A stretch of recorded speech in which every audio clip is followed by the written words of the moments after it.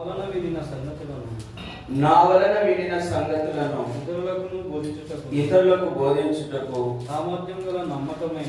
సామర్థ్యము గల నమ్మకమైన మనుషులకు అప్పగించుము. క్రీస్తు యేసు యొక్క మంచి సైనికుని వలె నాతో కూడా శ్రమను అనుభవించుము.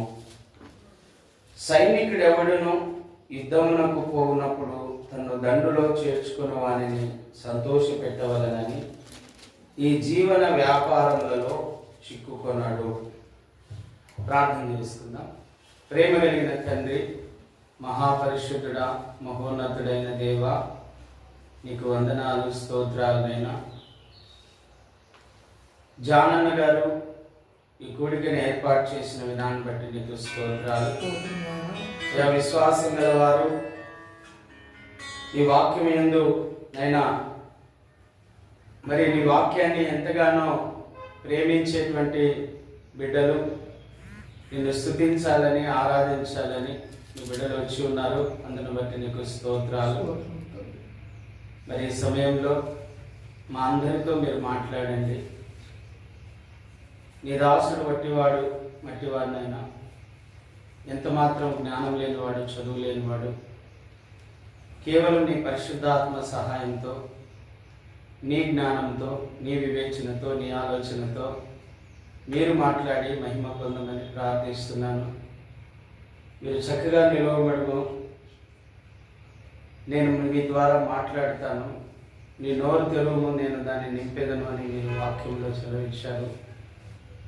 ప్రభా, మేము ఇక్కడ నిలబడి ఉన్నాము తండ్రి, ఇక్కడ నిలబడి ఉన్నాము. నీ దాసుని ద్వారా నువ్వు మాట్లాడండి. అందరితో మాట్లాడే దేవుడు, హృదయాంతరంగంలో ఎరిగిన దేవుడు మీరు. ఎవరికి ఏ మాటలు అవసరమో వారికి ఆ మాటలు అందించి అవగాహన కల్పించమని, అన్ని విషయాల్లో మీరే వాళ్ళను వర్ధిల్ల చేయమని మీ హస్తాలకు అప్పగించుకుంటూ యేసు ప్రభు నామములో అడిగి వేడుకొని పొంది ఉన్నాం తండ్రి. ఆమేన్. ప్రభు అయిన యేసుక్రీస్తు నామములో మీ అందరికీ శుభములు, వందనాలు. దేవుని యొక్క వాక్యాన్ని కొద్ది నిమిషాలు మనం ధ్యానం చేద్దాం. నా కుమారుడా, క్రీస్తు యేసునందున్న కృప చేత బలవంతము. దేవుని కృప చేత, ప్రభు అయిన యేసుక్రీస్తు యొక్క కృప చేత మనమందరం కూడా బలవంతులం కావాలి. మన సొంత జ్ఞానంతో కానీ, మన సొంత బలంతో కానీ, మన సొంత ఆలోచనలతో కానీ మనము బలవంతులం కాలేము. కేవలం దేవుని కృప చేతనే మనము బలవంతులం అవుతాం. ఎఫెసీయులకు రాసిన పత్రికలో కూడా 6వ అధ్యాయంలో 10వ వచనం ఒకసారి చదువుదాం. 10వ వచనం, ఎఫెసీ 6:10. తుదకు ప్రభువు యొక్క మహాశక్తిని బట్టి ఆయన యందు బలవంతులైయుండుడి. ప్రభు యొక్క మహాశక్తిని బట్టి అంటే మనం బలవంతులం కావాలి అంటే అది ప్రభువు ద్వారానే బలవంతులంగా చేయబడతాం. మనందరికీ తెలుసు, యెషయా గ్రంథం 9:6లో ఆయన బలవంతుడైన దేవుడు అని రాయబడింది. ఆయన బలవంతుడు. ఆయనకు మించిన బలము ఇక లోకంలో కానీ, పరలోకంలో కానీ, భూలోకంలో కానీ ఇక ఎవరికి లేదు. భూమి మీద ఆయనకు అధికారం ఉంది, పరలోక రాజ్యంలో ఆయనకు అధికారం ఉంది, తాళపు చేతులు కూడా ఆయన దగ్గర ఉన్నాయి. క్రీస్తు యేసు కృప ద్వారానే మనం బలవంతులం కావాలి. క్రీస్తు యేసు యొక్క బలమును పొందుకొని, క్రీస్తు యేసు యొక్క ఆత్మ ద్వారా, క్రీస్తు యేసు యొక్క శరీరము ద్వారా, క్రీస్తు యేసు రక్తము ద్వారా, క్రీస్తు యేసు యొక్క మాట ద్వారా మనం బలవంతులం కావాలి. ఆయన మాట మనల్ని బలవంతులుగా చేస్తుంది. ఆయన ఆత్మ మనల్ని బలవంతులుగా చేస్తుంది. ఆయన యొక్క రక్తము మనల్ని బలవంతులుగా చేస్తుంది. ఆయన యొక్క శరీరం మనల్ని బలవంతులుగా చేస్తుంది. క్రీస్తు యేసు ద్వారానే మనము బలవంతులము కాగలము. క్రీస్తు యేసు ద్వారా మనం బలవంతులం కాగలం.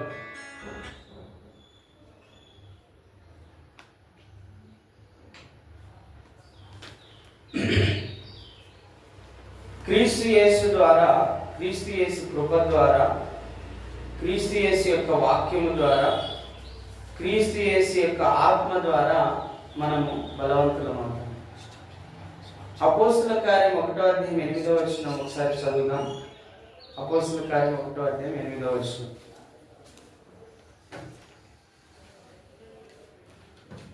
అపోస్తుల కార్యం 1వ అధ్యాయం 8వ వచనం. అయినను పరిశుద్ధాత్మ మీ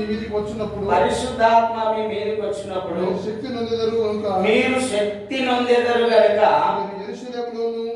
మీరు యెరూషలేములోను యూదయ సమరయ దేశములంతటను భూమి దిగంతముల వరకు మీరు సాక్షులైందురని వారితో చెప్పాను. హల్లెలూయా. దేవుని ఆత్మ మీ మీదకి వచ్చినప్పుడు మీరు శక్తివంతులు అవుతారు, బలవంతులు అవుతారు. దేవుని ఆత్మ ద్వారా మనం శక్తివంతులు అవుతాం. దేవుని వాక్యము ద్వారా మనం బలం పొందుకుంటాం. దేవుని యొక్క కృప ద్వారా మనం బలవంతులం అవుతాం. యేసుక్రీస్తు ప్రభువుకు లోబడకుండా, యేసుక్రీస్తు ప్రభువు మీద ఆధారపడకుండా మనం ఎంత మాత్రం కూడా బలవంతులం కాలేము. పౌలు కూడా అదే అంటాడు, నేను ఎప్పుడు బలహీనుడనో అప్పుడే నేను బలవంతుడు. ఆయన కృప ద్వారా ఆయన బలంను పొందుకుంటూ వచ్చినాడు.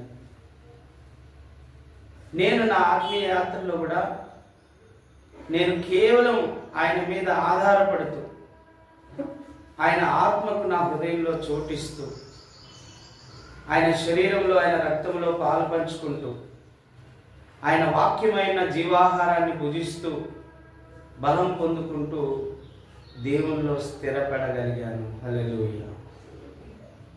దేవునిలో స్థిరపడాలంటే ఆయన కృపకు మనం చోటు ఇవ్వాలి. చాలామంది నేను ఇంత చదువుకున్నా, అంత చదువుకున్నా, నాకు ఇంత ఆస్తి ఉంది, అంత ఆస్తి ఉంది, నాకు ఇంత పలుకుబడింది, అంత పలుకుబడింది, నాకు ఇంతమంది బంధువులు ఉన్నారు, ఇంతమంది బంధువులు ఉన్నారు, ఇవన్నీ కూడా వ్యర్థమే.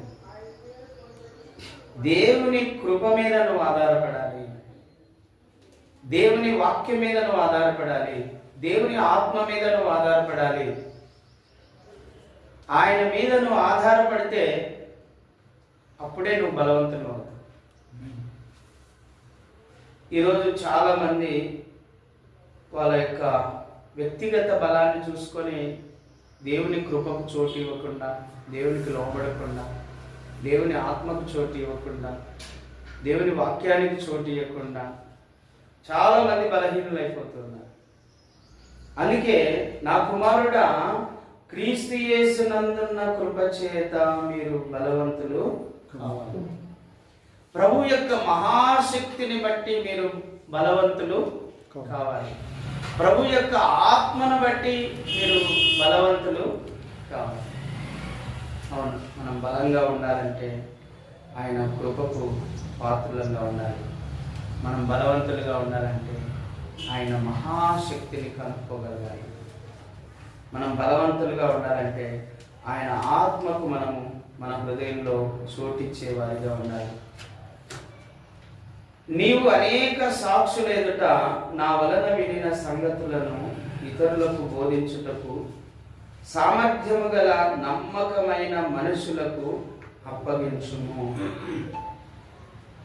దైవ సేవకుడు దేవుని సేవకుడు, దేవుని విశ్వాసి కానీ సేవకుడు కానీ ఆయన కృపను మీద ఆధారపడాలి. ఆయన ఆత్మకు చోటిచ్చి ఆయన ఆత్మ మీద ఆధారపడాలి. ఆయన వాక్యం మీద ఆధారపడాలి. పూర్తిగా ఆయనలో ఇమిడి ఉండాలి. అప్పుడే వాళ్ళు బలవంతులు కాగలరు. రెండవదిగా మనం చూస్తే దేవుని సేవకుడు ఈ అన్యజనులందరికీ సాక్షిగా ఉండాలండి. సాక్షులుగా ఉండాలి. ఇందాక చదివాం కదా, భూమి దిగంతముల వరకు మీరు సాక్షులై ఉంటారు నాకు. దేవునికి సాక్షులుగా మనం నిలవాలి. దేవునికి సాక్షులుగా మనం నిలవాలి. ఒకసారి చూద్దాం. లూకాసు వార్త 8:37 నుంచి చదువుదాం. లూకాసు వార్త 8:37 చదువుదాం. గెరాసీనీయుల ప్రాంతములలో ఉండు జనులందరూ బహుభయాక్రాంతులైరి గనుక మమ్మల్ని విడిచిపోమ్మని పూర్తి తగ్గిలేదు, ఇంకా కొంచెం తగ్గిలేదు. మమ్మల్ని విడిచిపోమ్మని ఆయనను వేడుకొనేది.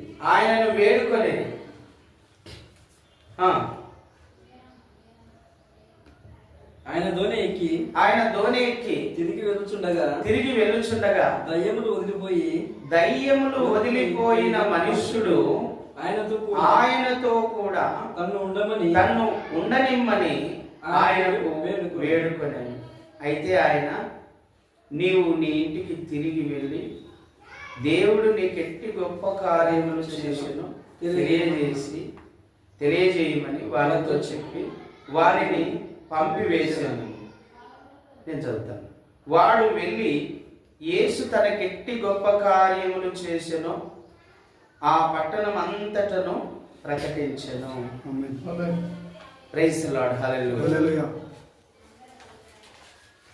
ఈ దయ్యములు వదిలిపోయినటువంటి వ్యక్తి, ప్రభు చేత స్వస్థచిత్తుడైనటువంటి వ్యక్తి ప్రభు పాదాల దగ్గర కూర్చొని, అయ్యా నువ్వు ఎక్కడికి వెళ్తే నేను కూడా అక్కడికి వస్తాను, నేను నీతోనే ఉంటాను, బ్రతుకు లేని నాకు బ్రతుకునిచ్చావు. సేవకునికి ఈ తీర్మానం రావాలండి. బ్రతుకు లేని నాకు బ్రతుకునిచ్చావు. సమాధుల్లోనే ఉంటూ అక్కడే సమాధి కావలసినటువంటి నన్ను తిరిగి నువ్వు బ్రతికించావు. నాకు బ్రతుకునిచ్చావు గనక ఈ బ్రతుకంతా నీ కోసమే బ్రతుకుతాను. హల్లెలూయా. ఒక సేవకుల్లో రావాల్సిన తీర్మానం అండి. దేవుని సేవకుల్లో ఈ తీర్మానం ఎప్పుడు వస్తుందో ఆ వ్యక్తి ఎన్ని శ్రమలు వచ్చినా ప్రభువుని విడిచిపెట్టాడు. ఎన్ని శ్రమలు వచ్చినా ఆ వ్యక్తి దేవుని సేవ మానడు. ఎన్నో శ్రమలండి, ఎన్నో బాధలు ఎట్లుంటాయంటే అసలు ఇంకా ఊరిడిచి పారిపోదామా అనేటువంటి విధంగా మనల్ని సైతాను జల్లి పడుతుంది. సాతానుడు మనల్ని శోధిస్తాడు, బాధిస్తాడు, హింసిస్తాడు, అన్ని రకాలుగా బంధిస్తాడు. వాటన్నిటిని జయించగలిగి ప్రభు సేవ చేయగలుగుతున్నాము అంటే ముందు చేసామే తీర్మానం. ఏం తీర్మానం? బ్రతుకు లేని నాకు బ్రతుకునిచ్చినావు, ఇక బ్రతికేది నీ కోసమే. హల్లెలూయా. పౌలు కూడా అదే తీర్మానం అండి. బ్రతుకుట క్రీస్తే, చావైతే లాభం. బ్రతుకుట క్రీస్తే, చావైతే లాభం. ఒకవేళ నేను జీవిస్తూ ఉంటే ఇదిగో సంఘానికి, సమాజానికి ఉపయోగకరంగా ఉంటాను, చనిపోతే క్రీస్తుతో కూడా ఉంటాను. బ్రతికి ఉన్నాను అనుకోండి, సువార్త ప్రకటించి అనేక సంఘాలు కడతాను, అనేక మందిని ప్రభు వైపు తిప్పుతాను, దేవుని రాజ్యాన్ని కడతాను. ఒకవేళ మరణిస్తే ప్రభుతో కూడా ఉంటాను. హల్లెలూయా. దైవ సేవకునికి ఈ తీర్మానం గనక ఉంటే సైతాను ఆ వ్యక్తిని ఏం చేసుకోలేదండి. ఎంత ప్రయత్నించినా వాని వల్ల కాదు. తీర్మానం గట్టిది ఉండాలి. బ్రతికునిచ్చి ఇప్పుడు నేనున్నానండి, యేసు ప్రభువును కనుక నేను నమ్ముకోకపోయింటే గత 15-20 సంవత్సరాల కిందటే చనిపోయేవాడిని. ఏంటంటే త్రాగుడికి బానిస, వ్యభిచారానికి బానిస, దాంట్లో నుంచి బయటికి రావడానికి నాకు శక్తి లేదు. దేవుడు తన మహాకృప చేత దాంట్లో నుంచి నన్ను బయటికి తీసుకొని వచ్చాడు. హల్లెలూయా. దాంట్లో నుంచి బయటికి రావడం వలన నేను ఈరోజు ఇంకా మీ ఎదుట బ్రతికి ఉన్నాను. అంటే బ్రతుకు లేని నాకు బ్రతుకునిచ్చాడు. మరణించవలసిన నన్ను ఈరోజు జీవింపజేస్తున్నాడు తన ఆత్మ ద్వారా. కేవలం తన ఆత్మ ద్వారా నన్ను జీవింపజేస్తున్నాడు. ఆత్మయే జీవింపజేయదు. రోమా 8:11 కూడా అంటాడు కదా, ప్రభు యొక్క ఆత్మ మీలో నివసించిన ఎడల మరణమునకు లోనగు మీ శరీరమును ఆయన ఆత్మ ద్వారా జీవింపజేస్తాడు. హల్లెలూయా. ప్రభు యొక్క ఆత్మ ద్వారా నన్ను జీవింపజేస్తున్నాడండి. లేకపోతే ఏనాడో మరణం అయిపోయాను. ఈ రోజున్న బ్రతుకు ప్రభు దయ వలన గనక, ప్రభు భిక్ష గనక, ప్రభు ఇచ్చినటువంటి కృప గనక, ఆ కృపకు పాత్రలమై ఆ కృప కొరకే జీవిస్తూ, ఆయన కొరకే బ్రతుకుతూ, ఆయన కొరకే సేవ చేయాలని. చేస్తే సేవనే చేయాలి, ఇంకా వేరొక పని నాకు ఉండకూడదు. ప్రభు కోసమే బ్రతకాలి, ప్రభు కోసమే జీవించాలి, ప్రభు కోసమే చనిపోవాలి అనేటువంటి ఒక తీర్మానం ఏ సేవకుల్లో అయితే ఉంటుందో ఆ సేవకుడు గొప్పగా వాడబడతాడండి. హల్లెలూయా. గెరాసేను దేశంలో సేనా దయ్యములు పట్టిన వ్యక్తిని దేవుడు స్వస్థపరిచాడు. స్వస్థత పొందుకొని కృతజ్ఞుడయ్యాడండి. సేవకుల్లో కృతజ్ఞత భావం అనేది చాలా ఎక్కువగా ఉండాలి. బైబిల్లో మనం చూస్తే అత్యంత కృతజ్ఞత భావం కలిగిన వ్యక్తి దావీదండి. దేవుని యందు కృతజ్ఞతా భావం కలిగినటువంటి వ్యక్తి. మనం అంటుంటాం కదా, రే నీకు కొంచెం కూడా కృతజ్ఞత లేదురా అంటారు.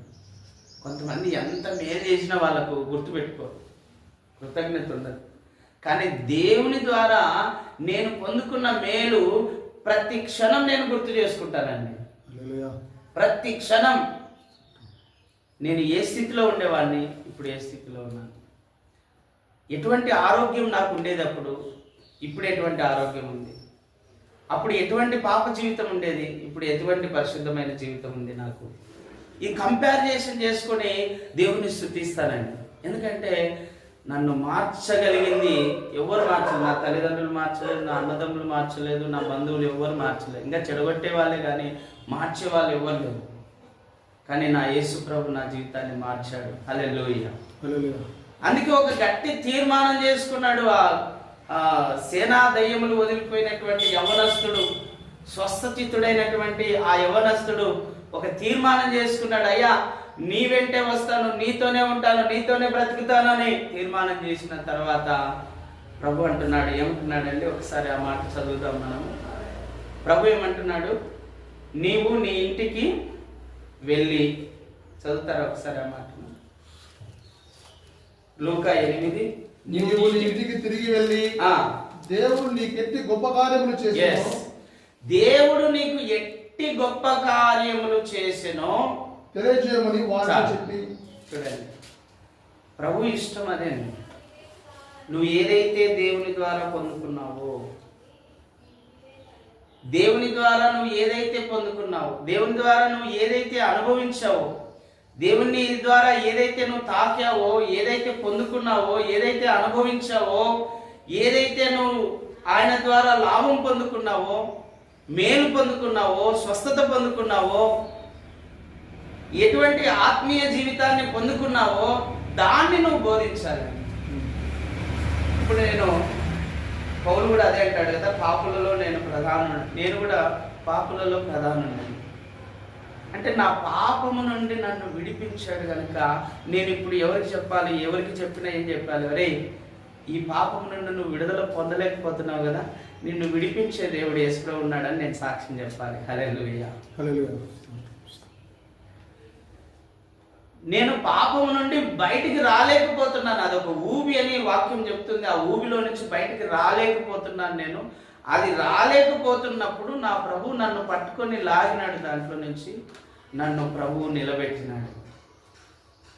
ఆ పాపాన్ని జయించే శక్తిని దేవుడు నాకు ఇచ్చాడు. ఇప్పుడు నేను ఎక్కడికి పోయినా సువార్త చెప్పేది ఏంటంటే, చాలా మంది అంటుంటారు, అయ్యా నేను మానుకోవాలనుకుంటున్నాను, మానుకోలేకపోతున్నాను, ఇదిగో దీనికి నేను త్రాగుడికి బానిస అయిపోయినాను, ఇదిగో ఈ వ్యభిచారానికి బానిస అయిపోయినాను, లేకపోతే ఈ దొంగతనానికి బానిస అయిపోయినాను, ఈ అబద్ధాలకు ఇది అబద్ధం ఒక్కటే నేను ఆడకుండా ఉండలేను. ఒక్కొక్కరు ఒక్కొక్క దానికి బానిసలైపోయి ఆ బానిసత్వంలో నుంచి బయటికి రాలేకపోతున్నారు. అలాంటి వారందరికీ యేసు ప్రభువును పరిచయం చేయడానికి దేవుడు నన్ను సాక్షిగా నిలబెట్టాడు. హల్లెలూయా. నేను చెప్పాల్సింది కూడా అదే. అంటే నేను ఏదైతే పొందుకున్నానో ఆయన ద్వారా, ఏదైతే నేను ఆయన ద్వారా అనుభవించానో అదే నేను ఈ లోకానికి చెప్పాలి. అయ్యా నీ పాపము నుండి విడిపించే దేవుడు యేసు ప్రభువు, నీ పాపములు క్షమించే దేవుడు యేసు ప్రభువు, నిన్ను పరలోకం చేర్చగలిగిన దేవుడు యేసు ప్రభు, ఆ దైవోగ్రత నుండి నిన్ను తప్పించగలిగిన దేవుడు యేసు ప్రభు, నీకు మోక్షం ఇవ్వగలిగినటువంటి దేవుడు యేసు ప్రభు అని నేను సాక్షిగా నిలిస్తే చాలు. అదే గొప్ప సేవ. దేవుడు మనకు అప్పగించిన పని కూడా అదేనండి. యోహాను కూడా అదే అంటాడు కదా, మొదటి పత్రికలో మొదటి వచనం చదవండి ఒకసారి. మొదటి యోహాను రాసిన మొదటి పత్రిక మొదటి వచనం నుంచి చదువుదాము కొన్ని మాటలు. యోహాను కూడా అదే అంటాడు, జీవవాక్యమును గూర్చినది ఆది నుండి ఏది ఉండెనో మేమేది వింటిమో కన్నులారా ఏది చూచితిమో ఏది నిదానించి కనుగొంటిమో మా చేతులు దేనిని తాకి చూచెనో అది మీకు తెలియజేస్తున్నాం. హల్లెలూయా. అంతేనండి. నీ జీవితంలో ప్రభు ద్వారా నువ్వు ఏది అనుభవించావో, ఏది చూసావో, ఏది తాకావో, ఏది అనుభవించావో అది నువ్వు ఈ లోకానికి చెప్పాల్సిన బాధ్యత ప్రతి సేవకునికి ఉందండి. ప్రభువుతో నీకు అనుభవాలు లేకుంటే నువ్వు సేవనే చేయాల్సిన అవసరం లేదు. ప్రభువుతో నీకు అనుభవాలు ఉండాలి. ప్రభు ద్వారా నీకు అనేకమైన అనుభవాలు ఉన్నప్పుడు ఆ అనుభవాలను గురించి ఇతరులకు మనం చెప్పగలం. మనం ప్రభువుతో అనుభవమే లేకపోతే, ప్రభువుతో సహవాసమే లేకపోతే, ప్రభువుతో సంబంధమే లేకపోతే, ప్రభువుతో అనుబంధమే లేకపోతే ప్రభువుని గురించి నీకేం తెలుసు? నువ్వేం చెప్పగలవు? అందుకే పౌలు అంటాడు, మీరు అందరూ బోధకులు కాకండి. అందరూ బోధకులు కాకూడదు. ఈరోజు కలవరిశ్వరం సతీష్ అన్న బట్టలు ఇస్తాడని చూస్తే సేవకులు కామలు కూడా పైన ఉంటారు బట్టల కోసం. సేవకులు అన్నప్పుడు ప్రత్యేకించబడాలి కదా, దేవునికి సాక్షిగా నిలబడగలగాలి కదా, దేవుని కోసమే బ్రతుకుతున్నట్లుగా నీ జీవితం కనబడాలి కదా. ఈ జీవన వ్యాపారాల్లో చిక్కుకొని ఉంటారు, లోక సంబంధమైన పాపాల్లో కూడా ఇంకా చిక్కుకొని ఉంటారు. మళ్ళీ మేము సేవకులమని చెప్పుకుంటాం. అందుకే పౌలు చాలా విషయాలు బాగా రాశాడండి. సేవకుల గురించి కానీ, విశ్వాసుల గురించి కానీ, క్రీస్తుని గురించి కానీ, ఆయన కలిగిన దర్శనాన్ని అంతా కూడా మనకు బాగా బయలుపరిచాడు. అందుకే సేవకులు కృపచేతనే బలవంతులు కావాలి. సేవకులు సాక్షులుగా ఉండాలి. ఎలాగంటే నీ జీవితంలో దేవుని గురించిన అనుభవం ఏదైతే ఉందో అది నువ్వు పంచుకోవాలి. అది పంచుకోవాలి. ఈ 20 సంవత్సరాల సేవా జీవితంలో చాలా అద్భుతాలు చూశానండి. నేను కొత్తగా సేవకు వచ్చాను. ఒకసారి 2006 సంవత్సరం మే నెల 16వ తేదీ సేవకు వచ్చాను. 2006 సంవత్సరంలో చాబోలు గ్రామం బెరాక ప్రార్థనా మందిరంలో వాక్యం చెప్పడానికి నన్ను గురువారం వచ్చి ఇక్కడ వాక్యం చెప్పడానికి నాకు అప్పగించారు. వారం వెళ్తున్నాను. ఒక వారం ప్రార్థన చేసినాను, అందరూ వెళ్ళిపోయినారు. మామూలుగా అయితే అక్కడ స్వస్థత ప్రార్థన ఎవరు చేయించుకోరు, బ్రదరన్స్ అని. ప్రార్థన అయిపోతేనే వెళ్ళిపోయినాను. ఒక మటుకు నిలబడింది ఒక వారం. ఏమ్మా అంటే, అయ్యా ఇక్కడి నుంచి కింది వరకు కాలు సరుపుతూ ఉంటుంది, రాత్రిపూట పడుకుంటే నిద్ర ఉండదు రాత్రి అంతా, ఇలాగూ అనేక సంవత్సరాలుగా బాధపడుతున్నానని చెప్పి నాకు ఒక వాక్యం గుర్తు చేశాడు. ఆ సమయంలో ఏంటి గుర్తు చేశాడంటే మార్క్స్ వార్త 16వ అధ్యాయము 16వ వచనం నుంచి గుర్తు చేశాడు. నమ్మి బాప్తిసం పొందిన వాడు రక్షించబడును, నమ్మని వారికి శిక్ష విధించబడును, నమ్మిన వారి వలన ఈ సూచక క్రియలు కనబడును. ఏవనగా నా నామమున దయ్యములను వెళ్ళగొట్టుదురు, కొత్త భాషలు మాట్లాడుదురు, పాములను ఎత్తి పట్టుకుందురు, మరణకరమైనది ఏదైనను త్రాగినను అది వారికి హాని చేయదు. రోగుల మీద చేతులు ఉంచినప్పుడు వారు స్వస్థత నొందుదురు. హల్లెలూయా. ఆ మాట గుర్తు చేశాడండి దేవుడు నాకు. వాక్యం గుర్తు చేస్తున్నాడు దేవుడు. అవును, మనము ప్రతి విషయానికి వాక్యాన్ని గుర్తు చేసుకొని వాక్యాన్ని ఎత్తి పట్టుకొని ప్రార్థన చేయాలి. ఈరోజు చాలా మంది సేవకులుగా ఉన్నారు, వాక్యాన్ని నమ్మడంలా. నేను ఒక అన్యుని, నేను యేసుప్రభువుని నమ్ముకున్నాను, కొత్త నిబంధన బైబిల్ చదివి. అరే, వాక్యంలో ఉన్నదే మీరు నమ్మకపోతే ఇంకా దేన్ని నమ్ముతారు మీరు? వాక్యంలో ఉంది కదా, లేకుంటే చెప్పు, ఉంది, నమ్మాలి. నమ్మాలి. వాక్యంలో ఏముందో అది నమ్మండి చాలు, వేరేది నమ్మద్దు. ప్రభు ఏం రాయించాడో, ఏం చెప్పాడో, ప్రభు ఏం చెప్పాడు, ప్రభు చెప్పిన మాట ఇది. యేసు ప్రభు స్వయాన పునరుద్ధానుడై తిరిగి లేచిన తర్వాత చెప్పినటువంటి మాట ఇది. స్వయాన యేసు ప్రభు చెప్పినటువంటి మాట ఇది. ఆ మాట గుర్తుకొచ్చింది. వారి తలల మీద చేతుల నుంచి ప్రార్థన చేస్తుంటే స్వస్థత. అప్పుడే ఫస్ట్ టైం అండి నేను చేయబెట్టి ప్రార్థన చేయాలి. బెరాక ప్రార్థనా మందిరంలో చాపలు తల మీద చేయబెట్టి ప్రార్థన చేశాను. మళ్ళీ నెక్స్ట్ వారము అక్కడికి వెళ్తూ మందిరానికి వెళ్తూ ఉంటే ఆ వీధిలో ఎంటర్ అవ్వగానే ఆమె ఇంటి దగ్గర నుంచి పరిగెత్తుకొని వస్తుంది నా దగ్గరికి. హల్లెలూయా. అయ్యా నాకు బాగా అయిపోయింది అయ్యా, నువ్వు ప్రార్థన చేసావు, నాలో నుంచి ఏదో వెళ్ళిపోయినట్టు అనిపించింది ఆ రోజు రాత్రి, ఇక ఆ రోజు నుంచి నాకు నొప్పి లేదని చెప్తుందండి. Praise the Lord. హల్లెలూయా. యేసయ్య నామమునకే మహిమ కలుగును గాక. ఆమేన్. ఇప్పుడు నేను దీన్ని అనుభవించినాను, నేను మీతో చెప్పగలుగుతున్నాను. నా జీవితంలో ఒక అనుభవం అది. నాకు కూడా తెలుసు అలా జరుగుతుందని. వాక్యాన్ని నమ్మినాను నేను అంతే. ఆమె ఖచ్చితంగా స్వస్థత పొందుతుందని నేను నమ్మలేదు, కానీ వాక్యాన్ని నమ్మాను. ఇలా ప్రార్థన చేసి దేవుడు చేస్తాడు కదా నేను నమ్మి ప్రార్థన చేశాను. దేవుడు అద్భుతం చేశాడు. నమ్ముట నీ వలనైతే నమ్మువానికి, నువ్వు నమ్మకపోతే ఏమి చేయడు. నమ్మువానికి చేస్తాడు. నేను నమ్మినాను, నేను చేస్తున్నా. దేవుని పరిచర్య కొరకు ఇంత ఖర్చు చేస్తున్నా, ఎలా చేస్తున్నా అంటే నేను నమ్ముతున్నా వస్తుంది మళ్ళా అని. నాకేం లేదు, బ్యాంక్ బ్యాలెన్స్ జీరో. ఈరోజు కూడా అకౌంట్లో చూస్తే జీరో బ్యాలెన్స్. కానీ విశ్వాసంతో మొదలు పెడితే ఆ టయానికి అవి వస్తాయి. అంటే దేవుని మీద ఉన్న నమ్మకం. ప్రభు పని ప్రభువు చూసుకుంటాడు. ఏ టయానికి ఎంత డబ్బు అవసరమో 20 ఏళ్ళుగా నాకు వస్తూనే ఉన్నాయండి. ఎంత కావాలంటే అంత, ఎంత కావాలంటే ప్రభు ఇంత కావాలంటే అంత వస్తుంది. ఇదిగో ఈ మీటింగ్ పెడుతున్నాను ప్రభు, దీనికి ఇంత కావాలని దేవుని చెప్తాను. ఆ టయానికి అవి వచ్చేస్తాయి అంతే. ఆ మీటింగ్ వరకు వచ్చేస్తాయి, తర్వాత ఇంకా ఎక్కువ ఉండవు, మిగిలవు.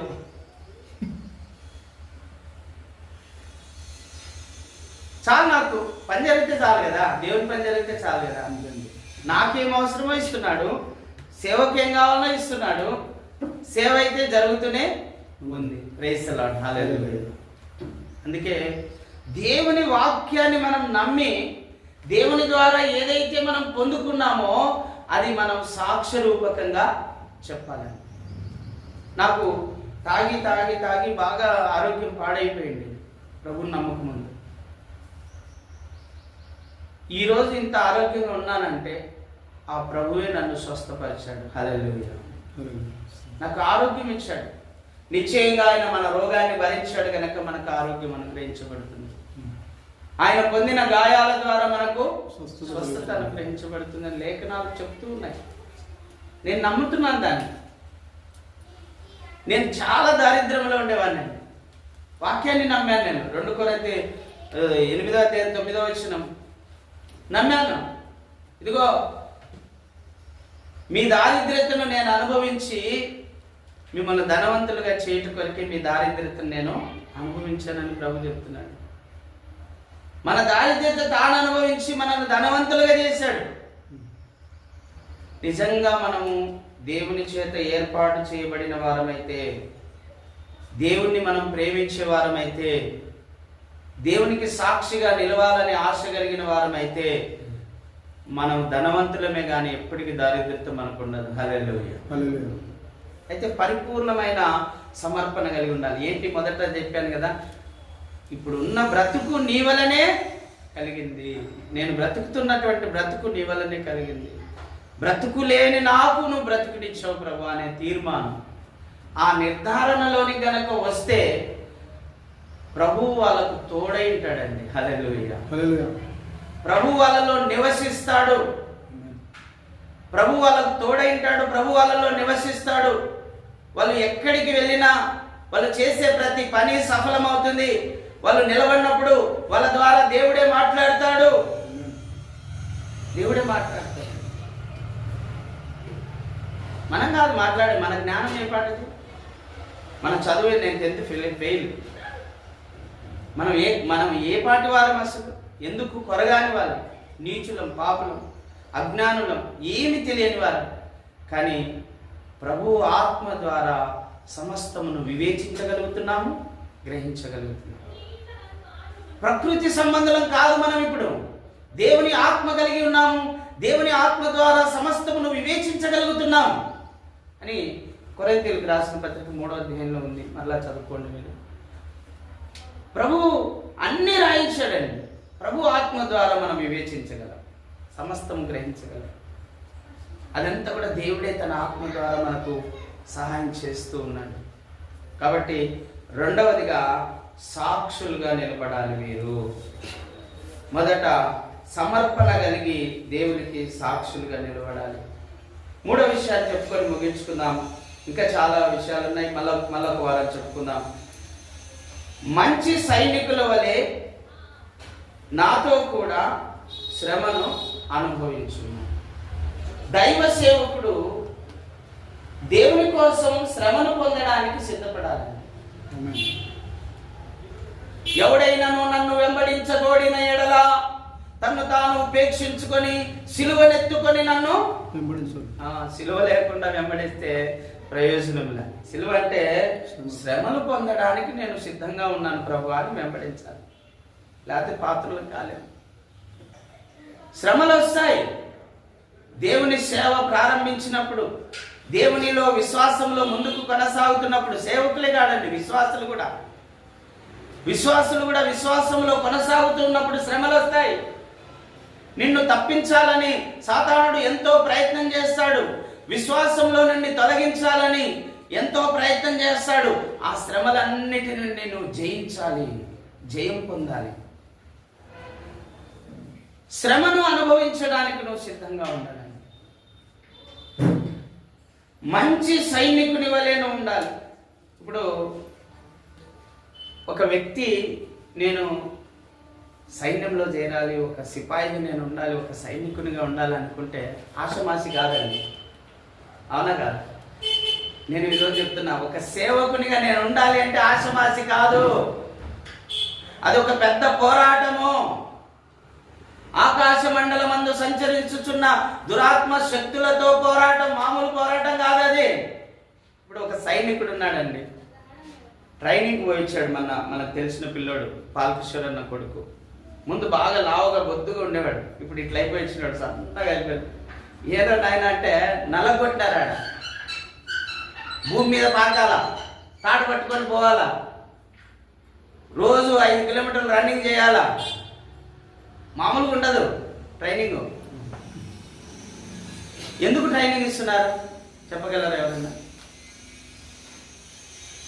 ఎందుకు ట్రైనింగ్ ఇవ్వాలి? ముందు తీసుకుపోయి గన్ను బట్టి పంపిస్తే సరిపోతుంది కదా. బార్డర్లో పోరాడతాడు కదా, పోరాడగలడా? ఒక వంతెన ఎలా దాటాలా, మధ్యలో ఏరు వస్తే ఆ ఏరు ఎలా దాటాలా, ఒక చెట్టు మీద నుంచి ఇంకో చెట్టు మీదకి ఎట్లా పోవాలా, ఒక కొండ మీద నుంచి ఒక కొండ మీదకి ఎలా పోవాలా, ఇవన్నీ ముందు ట్రైనింగ్ ఇస్తే కదా నేర్చుకోగలిగేది. ముందు ట్రైనింగ్ చేయకుండా ఏ ఒక్కడు సైనికుడు కాలేడు. అందుకే పౌలు అంటాడు, దేవుని సేవకు వచ్చేవారు సంఘంలో కొత్తగా చేర్చబడిన వారై ఉండకూడదు. సంఘంలో చాలా ఏళ్ళు నలగాలి. వాళ్ళు సంఘంలో ఉండి సంఘం సేవకుని ఫాలో అవుతూ సంఘంలో వాళ్ళు నేర్చుకోవాలి, ముందు ట్రైనింగ్ చేయాలి. సంఘంలో విశ్వాసిగా ఉండకుండా సేవకులు కారండి. మనం ఒక మాట సామెత చెప్తాం కదా, గురువు లేని విద్య గుండమే విద్య అంటుంటారు. గురువు లేకపోతే విద్య అనేది దాన్ని నేర్చుకోలేమండి. అందుకే ఒక సేవకుని కింద నలగాలి, ఒక సంఘంలో నలగాలి, పరిచర్య చేయాలి. అన్ని పనులు సైనికుడు అన్ని పనులు చేస్తాడండి. ఊరికే సైనికుడు అంటే ఊరికే గన్ను పట్టుకొని నిలబడడం కాదు. లెట్రిన్లు కడగాల, బాత్రూమ్లు కడగాల, అక్కడ ప్రతిరోజు 5 కిలోమీటర్లు ఉరకాల, భూమి మీద వాకాల, పైన తాడు పట్టుకొని పోవాలా, లాంగ్ జంపు, హై జంపులు, అనేకమైన అవి అడ్డంగా నిలబెడితే దాన్ని ఎగురుకుంటూ పోవాలా. ఎంతో శ్రమ పడితేనే కానీ సైనికులు కాలేదు. ఒక సేవకుడు కూడా కావాలంటే ముందు సంఘంలో నలగాలి, సేవకుని కింద నలగాలి, శిష్యరికం చేయాలి. మనకంటూ ఒక గురువు ఉండాలి, ఒక ఆత్మీయ తండ్రి ఉండాలి, ఆత్మీయ గురువు ఉండాలి. ఈరోజు ఎట్లా అంటే సేవ రెడీమేడ్ అయిపోయింది. టీవీలో వాక్యం వినడం, నాకు వాక్యం వచ్చేస్తాను, నేను పోయి చెప్తాను, ఇలాంటి వాళ్ళు ఎక్కువైనారు. చెప్పొచ్చు నువ్వు వాక్యం, కానీ అతుకుతుంది అది, పోయి హృదయంలో కూర్చుంటుందా? ప్రార్థన లేదు, ఏం లేదు, టీవీలో వాక్యం విన్నావు, ఒక సబ్జెక్ట్ తయారు చేసుకున్నావు, పోయి బోధిస్తున్నావు, దానివల్ల ఏమన్నా ప్రయోజనం ఉంటుందా? ముందు ప్రార్థన ఉండాలి, నువ్వు ముందు పరిచర్య చేసి ఉండాలి, ప్రభు కోసం ప్రయాసపడి ఉండాలి, ఒక సేవకుని కింద నలిగి ఉండాలి. అందుకే భక్సింగ్ గారు తన సంఘంలో సేవ చేసే వాళ్ళు ముందు బాత్రూములు కడిగిస్తారు, తర్వాత లెట్రిన్లు కడిగిస్తారు, తర్వాత కసువులు కొట్టిస్తారు, తర్వాత బండలు తుడిసే పోస్టు, అట్లా పెంచుకుంటూ వచ్చి లాస్ట్కు సేవకుని చేస్తారు.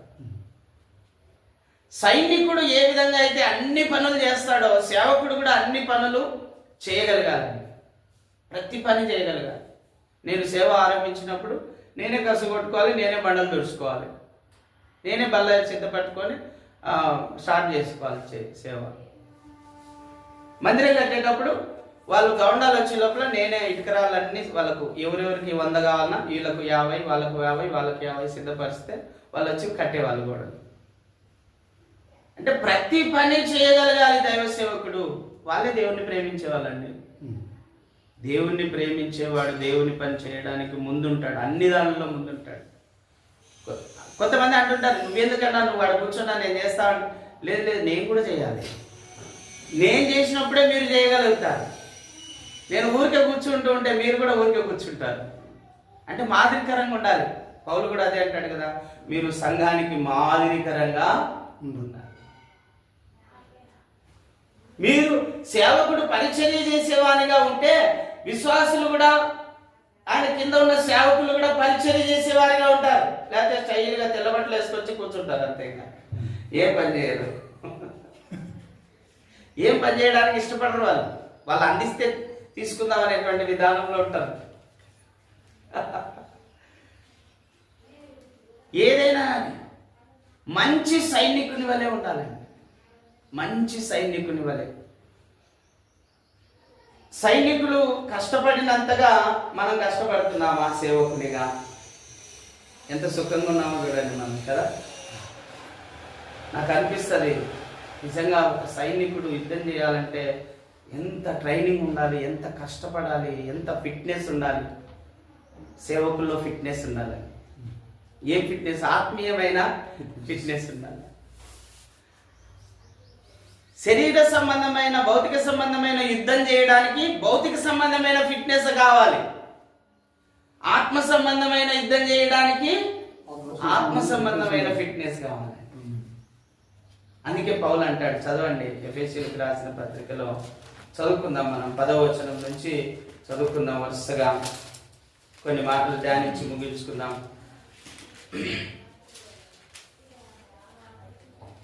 తుదకు ప్రభు యొక్క మహాశక్తిని బట్టి ఆయన యందు బలవంతులై ఉండండి. మీరు అపవాది తంత్రములను ఎదిరించుటకు శక్తివంతులగున్నట్లు దేవుడిచ్చు సర్వాంగ కవచమును ధరించుకొనుడి. హల్లెలూయా.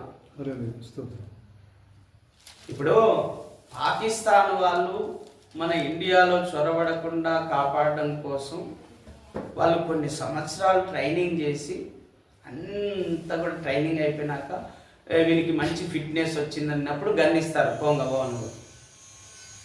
అప్పుడు శత్రువును చంపడానికి వాళ్ళకు అన్ని విద్యలు వస్తాయి కాబట్టి శత్రువు చేతిలో తప్పించుకొని శత్రువును చంపడానికి శక్తివంతులు అవుతారు. ఇప్పుడు మనకు కూడా ఒక శత్రువు ఉన్నాడు, అపవాది.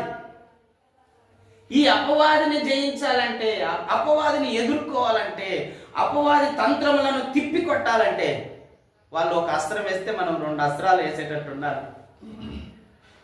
వాడు ఒక బాణం వేస్తే మనం ఆ బాణాన్ని తప్పించుకొని మళ్ళా తిరిగి బాణం వేసేంత శక్తివంతులంగా ఉండాలి. అందుకే పౌలు అంటున్నాడు, మనం పోరాడున్నది శరీరులతో కాదు, ఆకాశ మండలమందు సంచరిస్తున్నటువంటి దురాత్మ శక్తులతో. కాబట్టి మీరు ఏం చేయాలి? సర్వాంగ కవచమును ధరించుకోవాలి. ఇప్పుడు మామూలుగా పూర్వకాలం యుద్ధాల్లో అయితే ఎడం చేతిలో డాలు, కుడి చేతిలో కత్తి, కాళ్ళకు చెప్పులు, నడుముకు దట్టి, ఈ మెడ నుంచి నడుము వరకు మైమరు ఉండేదండి వాళ్ళకు. తలకు శిరస్రానం, ఇవి పెట్టుకొని యుద్ధానికి వెళ్ళేవాళ్ళు. ఎందుకంటే అవతల వాడు బాణం వేసిన ఈ నుదుటికి తగలకుండా శిరస్రానము, అవతల వాడు బాణం వేసిన ఈ తను తప్పించుకోవడానికి డాలు, అవతల వాడిని చంపడం కోసం కత్తి,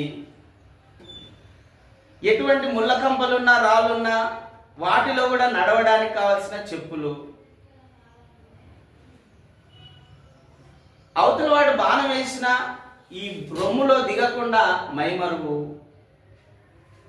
బలంగా పని చేయడం కోసం నడుముకు దట్టి. ఇప్పుడు పని చేసే వాళ్ళు ఏం చేస్తారు? నడుము బిగించుకొని పని చేస్తారండి పని చేయడానికి. అట్లా నడుముకు బిగుమానంగా ఒక దట్టి బిగించుకునేవాళ్ళు.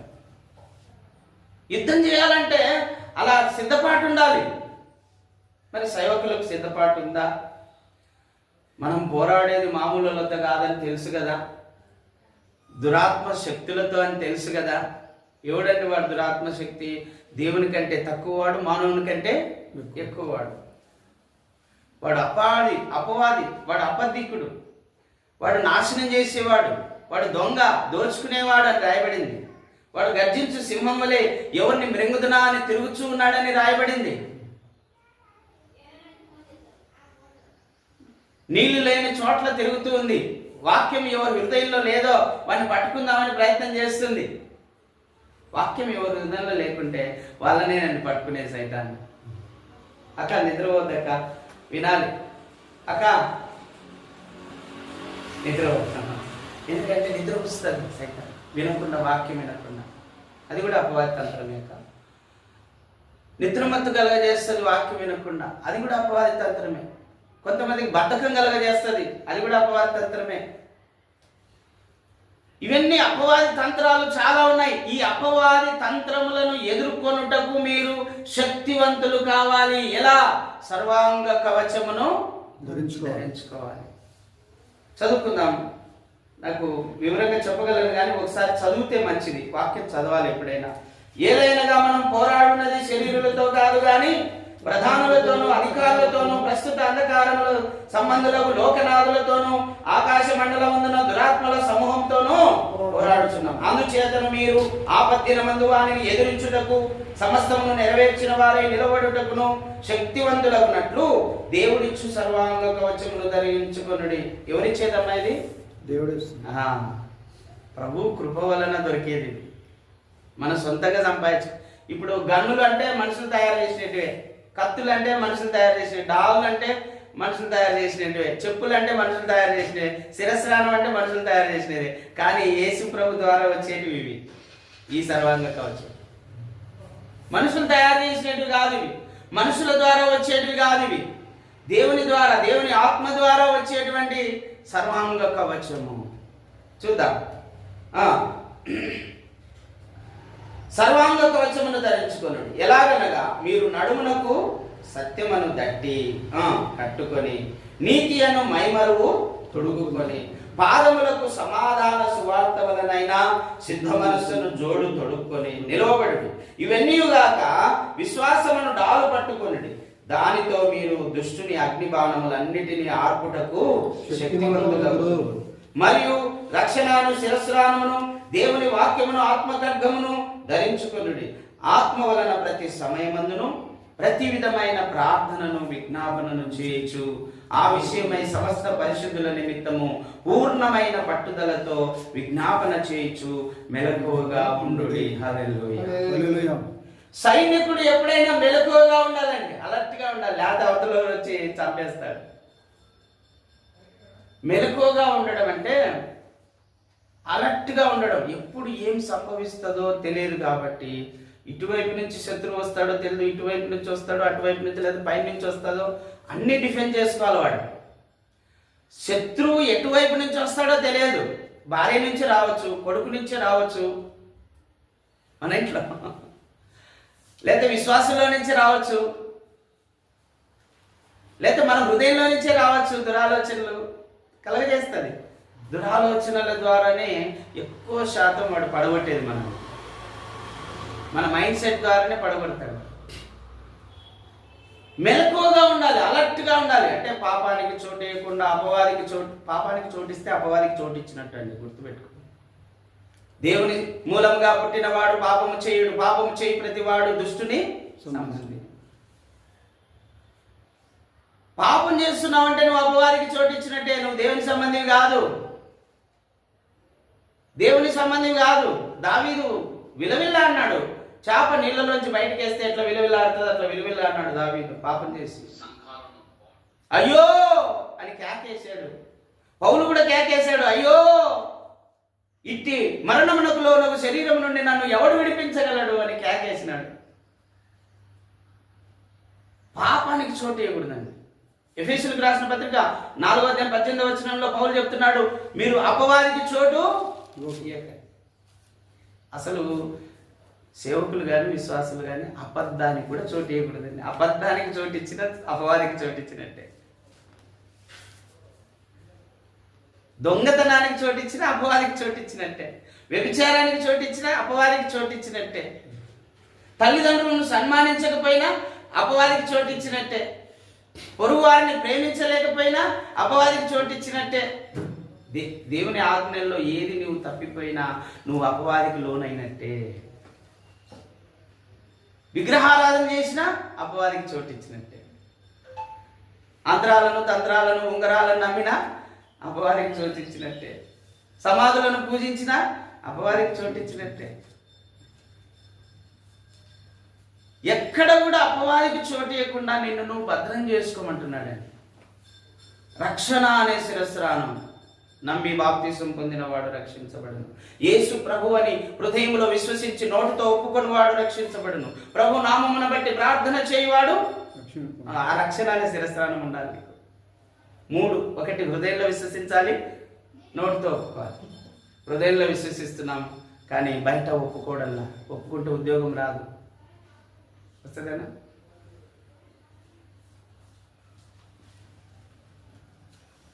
చాలా మంది దీని మీద కోపడుతున్నారు నా మీద. బయట కూడా విశ్వసించాలి. భూమి మీద నన్ను ఎవడు ఒప్పుకొనునో వాని పరలోకంలో. నా పేరు మార్చుకోవాలని ఆధార్ కార్డు తీసుకుపోతే మోడీ రూల్స్ తీసేసినాడు సార్ అని చెప్తాను. సరే నా పిల్లల కన్నా ఉండేది, నా పిల్లలకు దేవుని పేర్లో పెట్టేసిన ఆధార్ కార్డు. ప్రాఫెట్ ఓలిఫై Jeevan Kumar Stella Mary Paul అని పెట్టినారు. నా పేరు పెట్టబడిన జనాంగం అని ఆయన నన్ను పిలవాలి కదా, నా సొత్తైన ప్రజలని ఆయన పిలవాలి కదా. నేను దేవుని సొత్తుగా ఉండాలి, దేవుని పిల్లోనిగా ఉండాలి, దేవుని వారసునిగా ఉండాలి. నా బంధువులతో నాకు పని లేదు, నీ కులంతో పని లేదు, నాకు ఈ లోకంతో పని లేదు. ఎవడేమన్నా అనుకున్నా ఈ దేవుని గురించి వాళ్ళకి తెలియదు కాబట్టి అనుకుంటారు. తెలిసినవాడు ఎందుకు అనుకుంటాడు? నేను దేవుని గురించి తెలుసుకున్నా. నా బంధువులందరూ నిందాలోనే ఉండేది, వాళ్ళందరూ విగ్రహారాధికులే. కానీ ఇప్పుడు వాళ్ళు అడుగుతున్నారు నన్ను ప్రార్థన చేయమని. హల్లెలూయా. దేవుడు ఆకర్షిస్తాడు. ప్రతి మోకాలు వంగాల్సిందే, ప్రతి నాలుక ఒప్పుకోవాల్సిందే. మనం దేవునికి సాక్షులుగా నిలబడాలి. అపవాదికి చోటు ఇవ్వకూడదు, పాపానికి చోటు ఇవ్వకూడదు. మనం మొట్టమొదటిగా రక్షణ అనే శిరస్నానం కలిగి ఉండాలి. ప్రభునామమున ప్రార్థించే వారిగా ఉండాలి. యేసు ప్రభువుని హృదయంలో ఒప్పుకొని నోటితో అంగీకరించగలిగిన వారమై ఉండాలి. నమ్మి బాప్తిసము పొందగలిగిన వారమై ఉండాలి. నమ్మి బాప్తిసం పొందినవాడు నమ్మని వారికి శిక్ష విధించబడదు. పేతురు కూడా అదే అంటాడు కదా 2:38లో, మీరు మారు మనస్సు పొంది పాపక్షమాపణ నిమిత్తం బాప్తిసం పొందండి, అప్పుడు మీకు పరిశుద్ధ ఆత్మ అనే వరము అనుగ్రహించబడతారు. ఇది మీకును, మీ దూరస్తులందరికీ, అందరికీ, మీ ఇంటి వారికి, మీ దూరస్తులకు, మీ చుట్టూ ఉన్న వాళ్ళకు, ప్రపంచం అంతటికి ఇది ఒక నిబంధన. మారు మనసు పొందాలి. బాప్తిసం పొందాలంటే ముందు మారు మనసు పొందాలి, దేవుని వైపు తిరగాలి, రైట్ అబౌట్ టర్న్ తీసుకోవాలి, పూర్తిగా లోకం నుండి వేరే దేవుని వైపు తిరగాలి. రైట్ అబౌట్ టర్న్ తీసుకోవాలి, ఒక్కటేసారి పూర్తిగా తిరగాలి దేవుని వైపు. దేవుని వైపు తిరిగి మారు మనసు పొంది, ఇక లోకం వద్దు నాకు, ఈ లోక పాపం వద్దు, ఈ లోక సంబంధమైనటువంటి విచారణలు నాకు వద్దు, ఈ లోక సంబంధమైనటువంటి జీవన వ్యాపారాలు నాకు వద్దు, నువ్వే కావాలి ప్రభువా అని తీర్మానం చేసుకొని బాప్తిసం పొందాలని. అప్పుడు రక్షణ వస్తుంది. హల్లెలూయా. పాపక్షమాపణ కలుగుతుంది, పరిశుద్ధాత్ముడు నాలోకి వస్తాడు. 2004 సంవత్సరం 10వ నెల 15వ తారీఖున పరిశుద్ధాత్ముడు నాలోకి వచ్చాడు. 16వ తారీఖున నేను బాప్తిసం తీసుకున్నానండి. అది ఎట్లా జరుగుతుంది అంటే, మీ అందరికీ తెలుసు వాక్యము, అపోస్తలుల కార్యం 10:42-40 చివరి వరకు చదివితే, పేతురు వాక్యమును బోధిస్తూ ఉండగా విశ్వసించిన వారందరి మీదకి పరిశుద్ధాత్మ దిగి వచ్చిందని రాయబడింది. 2 సార్లు కొత్త నిబంధన గ్రంథాన్ని చదివి యేసుప్రభువే దేవుడని, యేసుప్రభువే సత్యమని, యేసుప్రభువే జీవమని, యేసుప్రభువే లోకానికి వెలుగని, యేసుప్రభువే లోకరక్షకుడని, యేసుప్రభువే అభిషిక్తుడని, యేసుప్రభువే సర్వాధికారిని, యేసుప్రభువే నిజమైన దేవుడని నమ్మిన తర్వాత పరిశుద్ధాత్ముడు నాలోకి వచ్చాడండి. హల్లెలూయా. వచ్చిన తర్వాత ఆత్మచేత ప్రేరేపించబడి కర్నూలులో చెప్తున్నాడు, నువ్వు వెళ్ళి బాప్తిసం తీసుకొని, కర్నూలు నుంచి బయలుదేరి వచ్చి బాప్తిసం తీసుకున్నానండి పరిశుద్ధాత్మ ప్రేరేపణ ద్వారా. అంటే వాక్యాన్ని అంగీకరించిన ప్రతి వారు కూడా పరిశుద్ధాత్మను పొందుకుంటారు. నమ్మి బాప్తిసం పొందిన ప్రతి వారు కూడా మారు మనసు పొందకుండా బాప్తిసం తీసుకున్నాం అనుకోండి, బైబిల్ కోసమో లేకపోతే ఎవరో చెప్పినారనో, లేకపోతే బాప్తిసం తీసుకుంటే ప్రయోజనం లేదు, పెళ్లి కోసమో తీసుకుంటే ప్రయోజనం. మారు మనసు పొంది యేసు ప్రభు నా పాపాలు క్షమిస్తాడనే ఒక నమ్మకంతో బాప్తిసం తీసుకుంటే అప్పుడు పరిశుద్ధాత్ముడు నీ హృదయంలోకి వస్తాడు. హల్లెలూయా. వాక్యాన్ని అంగీకరించిన పరిశుద్ధాత్ముడు నీలోకి వస్తాడు. అంటే యేసు ప్రభు యొక్క జననం, జీవన విధానం, మరణము, పునరుద్ధానము, ఆరోహణము, రాకడ, ఈ 5 నమ్మితే ఖచ్చితంగా నీకు పరిశుద్ధాత్ముడు నీలో ఉంటాడు. హల్లెలూయా. హల్లెలూయా. అందుకే రక్షణ అనే శిరస్నానం కావాలి మొట్టమొదట. రెండవది విశ్వాసం అనే డాలు కావాలి. సాధారణుడు అగ్ని బాణాలు వేస్తాడు, ఎన్నో బాణాలు వేస్తాడండి. ఇప్పుడు చేపను పట్టడానికి ఎర వేస్తాం మనం, అట్లా మనల్ని కూడా పట్టడానికి వాడు ఎన్నో ఎరలేస్తాడు. ఒక అందమైన అమ్మాయిని తీసుకొస్తాడు ఎదుటికి,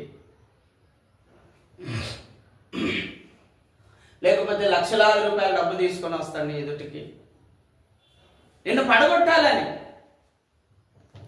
ఏ విధంగా అయినా దానిలోకి నిన్ను ఆకర్షితునిగా చేసి నిన్ను మాయలో పడగొట్టాలని. మాయ అండి, డబ్బైనా స్త్రీ అయినా ఈ లోకంలో ఉన్న ఆశలన్నీ మాయనే. ఆ మాయలో నిన్ను పడగొట్టాలని ప్రయత్నం చేస్తారు. ఈ శరీర ఆశలోనో, లేకపోతే నేత్రాశలోనో, లేకపోతే జీవకుటంలోనో ఏదో ఒక దాంట్లో నిన్ను పడగొట్టాలని ప్రయత్నం చేస్తారు. వాని అగ్నిబాణాలు ఆర్పాలంటే నీలో ఏముండాలి? విశ్వాసము ఉండాలి. విశ్వాసము ద్వారానే అపవాదిని జయించగలదు. మొదట రక్షణ అనే శిరస్త్రానం ఉండాలి అపవాదిని జయించాలంటే. రెండవది విశ్వాసం అనే డాలు ఉండాలి అపవాదిని జయించాలంటే.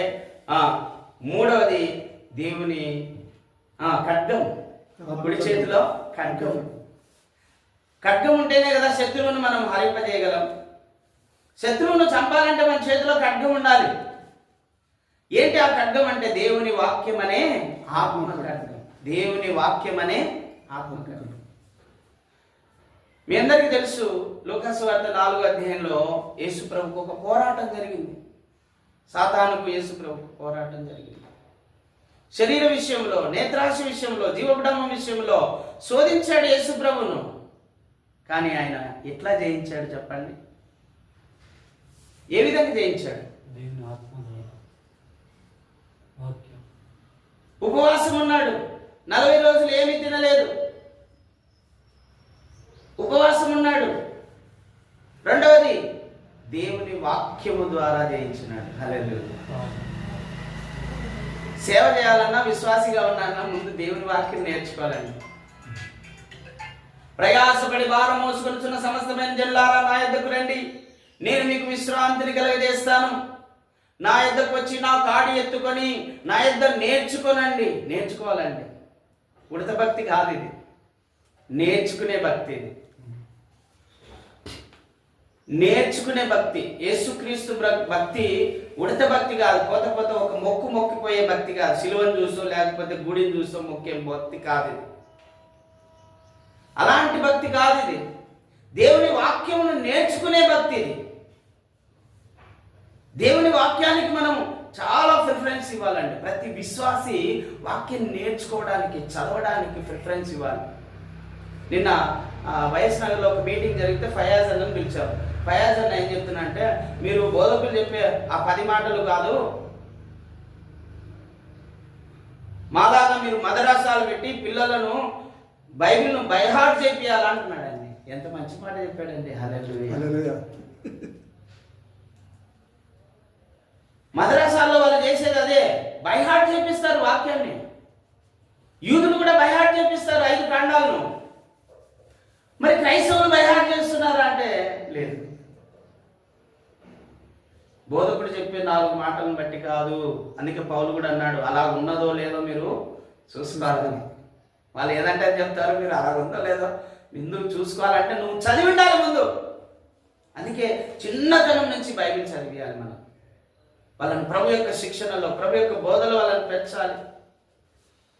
దేవుని వాక్యం వాళ్ళకు కంఠస్థం చేయించాలి. వాళ్ళు అధ్యాయాలు కంఠస్థం చేస్తారు అక్క మద్రసాలో. అధ్యాయాలు కంఠస్థం చేస్తారు. ఆ వాక్యం హృదయంలో ముద్ర వేయబడితే ఎంత ఫలభరితంగా ఉంటుందండి. సేవకులమైన మనమే ఈరోజు బైబిల్ చదవలేకపోతున్నాం సరిగా. విశ్వాసులు ఏం చదువుతారు, పిల్లలు ఏం చదువుతారు? ఒక ఇంటికి పోతున్నా నేను, పోయినప్పుడల్లా యువనస్తులకు బైబిల్ చదువుతున్నా. మళ్ళీ వారం పోయి అడుగుతా, బైబిల్ చదివినా అంటే లేదు సార్, 12 చదవలేకపోయినా.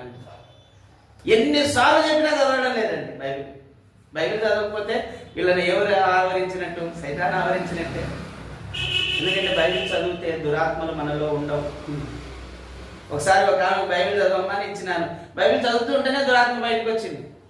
వాక్యమే దేవుడు, వాక్యమే దేవుడు. అందుకే దేవుని వాక్యం అనే ఆత్మ ఖడ్గమును సంపాదించుకోవాలి. బైబిల్ ట్రైనింగ్ పెట్టినా ఉన్నా ఈ మధ్య కాలంలో. ఏమన్నా ఇస్తారా? వాళ్ళు చెన్నై నుంచి, అనంతపురం నుంచి వచ్చి మనకు వాక్యాన్ని బోధిస్తూ ఉంటే ఏమన్నా ఇస్తారా అనే ఆలోచన. అంటే నేర్చుకోవాలనే ఆలోచన లేదు వీళ్ళకి.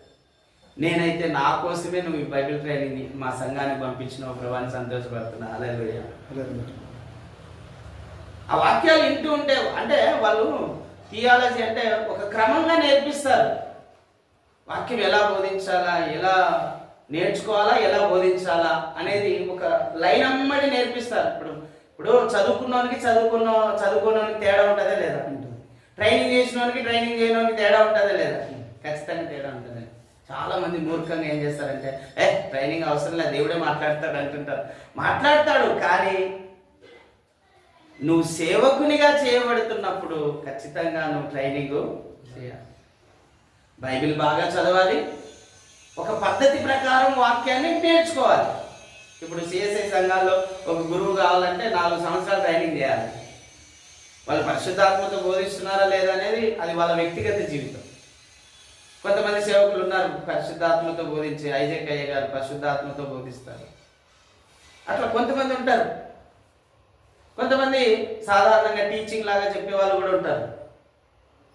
అది వాళ్ళ వ్యక్తిగత ప్రార్థనా జీవితాన్ని బట్టి ఉంటుంది. ఏదేమైనప్పటికీ ఒక లైన్ అయితే వాళ్ళకి తెలుసు, వాక్యం అనేది తెలుసు, నేర్చుకున్నారు. అందుకే పరిశుద్ధాత్మతో నింపబడి బైబిల్ చదవాలి, పరిశుద్ధాత్మతో నింపబడి ఆ బైబిల్ వాక్యాలను నేర్చుకోవాలి. ఒక సైనికుడిని తీసుకుపోయి యుద్ధ రంగంలో డైరెక్ట్గా ఎవరు పెట్టరు, ట్రైనింగ్ ఇచ్చే పెడతారు. అలాగే సేవకుడు కూడా ట్రైనింగ్ చేయాలి. ఎట్లా అంటే ఒక సేవకుని దగ్గరైనా చేయాలి, లేదా ఒక బైబిల్ కాలేజ్లోన ట్రైనింగ్ ఖచ్చితంగా చేయాలి. నేను తెలుసుకున్న సత్యం. నేను కూడా ఒకప్పుడు మాట్లాడినోని, దేవుడే మాట్లాడతానులేని, కానీ తేడా ఉంటుంది. థియాలజీ ప్రకారం మాట్లాడే సేవకులకు, ఏదో మామూలుగా సేవ చేసే వాళ్ళ మాటలకు తేడా ఉంటుంది. అంత లోతుగా మనం చెప్పలేము. అందుకే నేర్చుకోవాలి, దేవుని వాక్యం నేర్చుకోవాలి. దేవుని వాక్యం ప్రతిరోజు చదవాలి. దేవుని వాక్యాన్ని మీ గుమ్మాలకు కట్టాలి. దేవుని వాక్యం మీ హృదయం అనే పలక మీద రాసుకోవాలి. దేవుని వాక్యమును మీ నుదుటిన బాసికం వలె ధరించుకోవాలి. దేవుని వాక్యమును మీ వేళ్లకు కట్టుకోవాలి. దేవుని వాక్యమును మీ గుమ్మాలకు తగిలించుకోవాలి. దేవుని వాక్యాన్ని ప్రతిరోజు దాన్ని ధ్యానిస్తూనే ఉండాలి, చదువుతూనే ఉండాలి. చనిపోయేంత వరకు హృదయాన్ని నింపుకుంటూనే ఉండాలని వాక్యం. నువ్వు ఎంత వాక్యం చదువుతూ ఉంటావో అంత దేవుడు నీలోకి వస్తుంటాడు. హల్లెలూయా. నేను అనుభవం చెప్తున్నాను. దేవుడు మనలోకి వస్తుంటాడు ఇక ఆ వాక్యం ద్వారా. అంటే ఆ అభిషేకం, ఆ ఆత్మ శక్తి మనలో క్వాంటిటీ పెరుగుతూ ఉంటుంది. అదే గిరిగిలు, మోకాళ్ళు, నడుము, భుజాలు, తల ఉంది కదా ఎహెజ్కేలు గ్రంథంలో. అట్లే దేవుని వాక్యాన్ని చదివే కొద్దీ ఆత్మతో నింపబడతాం, ప్రార్థన చేసే కొద్దీ ఆత్మతో నింపబడతాం. ఎప్పుడైతే ఆత్మతో నింపబడి పేతురు బోధించాడో ఒకరు 3,000 మంది ఒకసారి, 5,000 మంది ఒకసారి రక్షించబడ్డారు. ఈరోజు ఆత్మ రక్షించబడ్డం లేదంటే కారణం ఏంటంటే వాళ్ళు ముందు నింపబడ్డము. అపోస్తలుల కార్యం 6వ అధ్యాయంలో అదే చెప్తాడు. ఇదిగో మేము భోజనాలు పంచిపెట్టడం కాదు, వీలు కాదు, మేము ప్రార్థన ఎందును వాక్య ధ్యానం ఎందును మేము ఉంటామన్నారు. నిర్ణయం తీసుకున్నారు అప్పుడు. ఏమిటేందన్నా? వాక్య ధ్యానం ముందు ప్రార్థన. ఈ రెండే సేవకునికి కావాల్సిందే. వాక్య ధ్యానం, ప్రార్థన. అన్న నెల ముందు చెప్పినాడు నాకు, ప్రార్థన చేస్తూనే ఉన్నాయా నేను కాదు ప్రభావ, నువ్వే మాట్లాడాలి, నాకేం రాదు ప్రభావ, చెత్త పేరు నేను.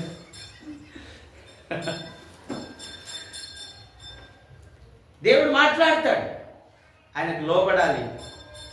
ఆయన కృపను బట్టి మనం బలవంతులం కావాలి. ఆయన ఆత్మను బట్టి మనం బలవంతులం కావాలి. ఆయనకు లోబడి పాపానికి చోటు ఇవ్వకుండా, అపవాదికి చోటు ఇవ్వకుండా బలవంతులం కావాలి మనం. అవునండి. విశ్వాసము ద్వారా సైతాన్ని జయించగలము, వాక్యము ద్వారా సైతాన్ని జయించగలము. నేను ఒక సత్యాన్ని దేవుడు నాకు బయలుపరిచాడు. వాక్యము ఆత్మ వేరు కాదని. అందుకే అక్కడ కలిపి రాసినాడు, చదవండి ఒకసారి. దేవుని వాక్యమును ఆత్మ కట్టుకము, రెండు మిక్స్ అయినాయి.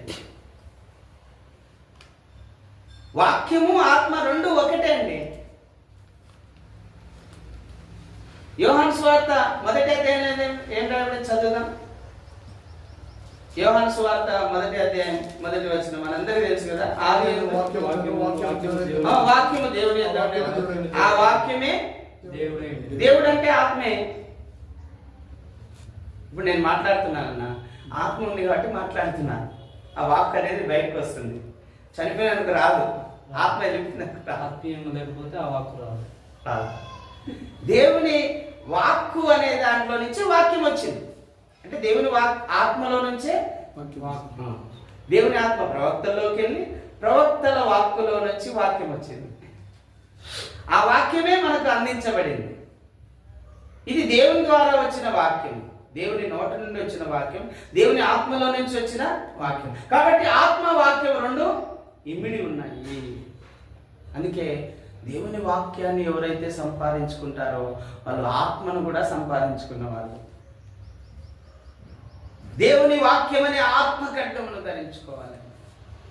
విశ్వాసం అనే డాలు, రక్షణ అనే శిరస్సులను 3 ధ్యానం చేశాం. తర్వాత నీతి అనే మహిమలు. నీతి అనే మహిమ. నీతి లేకుంటే సాతానుడు వేసే బాణం మన ఎదలో దిగిపోతుందండి. నీతి కావాలి. విశ్వాసికైనా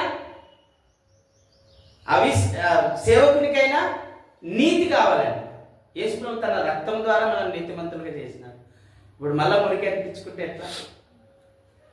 నీతిమంతులుగా చేసినాడు. ఇప్పుడు నీతిమంతులుగా ప్రభు చేశాడు కనుక నీతిమంతులుగా జీవించాలి. ఇంకా మనం నీతిని అనుసరించే వారిగా ఉండాలి. యేసు ప్రభుని అనుసరించే వారిగా ఉండాలి. నీతిని అనుసరించే వారు. ఏంటి నీతి అంటే? ఈ బైబిల్ అనే నీతి, ఆయన వాక్యమే నీతి. ఆయన వాక్యాన్ని అనుసరించాలి. ఇప్పుడు ఒక వ్యక్తిని పిలుచుకుంటాం, గొండ పని చేయించుకుంటాం, ఇంక వైరాప అంటే దేవుడు ఒప్పుకుంటాడా? పనివాడు జీతమునకు పాత్రుడు. ఒకవేళ నువ్వు ఆ జీతం ఇవ్వకపోతే అది మొరపెడుతుందని కూడా వాక్యంలో. నువ్వేం చేయాలా? ఉదయం 9 నుంచి సాయంత్రం 5 వరకు పని చేయించుకున్నావు కాబట్టి వాడిని కూలి ఇవ్వాలి. ఒకవేళ 5 కాకుండా 7 వరకు చేయించుకున్నావు అనుకోండి, 800 కాకుండా 900 ఇవ్వాలి. దాన్ని నీతి అంటారు. ప్రతి దాంట్లో నీతిని వెతకాలి. అందుకే ప్రభు అన్నాడు, మొదట నీతిని నా రాజ్యమును. నీతిని వెతకడం అంటే వాక్యమును వెతకడం, వాక్యమును అనుసరించడం, వాక్యాన్ని వెతకడం, ప్రతి దాంట్లో నీతిని వెతకడం. అందుకే నేను ఏదైనా ఒకరితో పని చేయించుకున్నాను అనుకో, నేను ఇచ్చేది ఈయనకు సరిపోతుందా లేదని ఆలోచన చేస్తానండి. అంటే అదొక్క విషయంలోనే కాదు, ప్రతి విషయంలో నా జీవన విధానంలో కానీ, పాపం చేయకుండా జీవించే విధానంలో కానీ, ఎవరికైనా అప్పు ఎగరగొట్టే విషయంలో కానీ, ఒకవేళ అప్పు తీసుకుంటే మళ్ళీ తిరిగి ఇవ్వాలనే భయం కానీ, ప్రతిదీ కూడా ఒక నీతిని అనుసరించే విధానంలో ఉండాలండి. ఆ నీతే వాక్యము, దేవుని వాక్యము. ఆ వాక్యాన్ని మనం అనుసరించాలి. అంటే యేసు ప్రభు యొక్క పోలికలో మనం జీవించాలి. ఆయన అడుగుల్లో అడుగులు వేయాలి. ఆయన సారూప్యంలోనికి మనం రావాలి. ఆయన గుణలక్షణాల్లోనికి రావాలి. ఆయన మూర్తిమంతంలోనికి మనము రావాలి. ఆయన పోలికలోకి రావాలి. మరొక మాట చెప్పాలంటే ఆయన స్వరూపం, ఆయన పోలిక. ఒక పేరు ఏంటంటే నేను దైవ స్వరూపి సంఘం అని. ఎంత మంచి పేరు! నిజంగా అండి, సంఘము దేవుని స్వరూపంలోకి మారాలి. ఎంత మంచి పేరు అది! దైవ స్వరూప సంఘం అంటే దేవుని స్వరూపంలో ఉన్న సంఘము. దేవుని ప్రత్యక్షత కలిగిన సంఘము, దేవుని కృప కలిగిన సంఘము, దేవుని మహిమ కలిగిన సంఘము. వాక్యం ఉంది కదా, జీవం గల దేవుని సంఘము, మహిమ గల సంఘము, కృప గల సంఘము అని రాయబడింది. సంఘంలో కృప ఉండాలి, మహిమ ఉండాలి, దేవుని యొక్క మహిమ ఉండాలి, దేవుని యొక్క కృప ఉండాలి, దేవుని యొక్క స్వరూపం కూడా ఉండాలి, దేవుని యొక్క గుణలక్షణాలు కూడా ఉండాలి సంఘంలో, దేవుని యొక్క వ్యక్తిత్వం ఉండాలి సంఘంలో. ఏడుంది?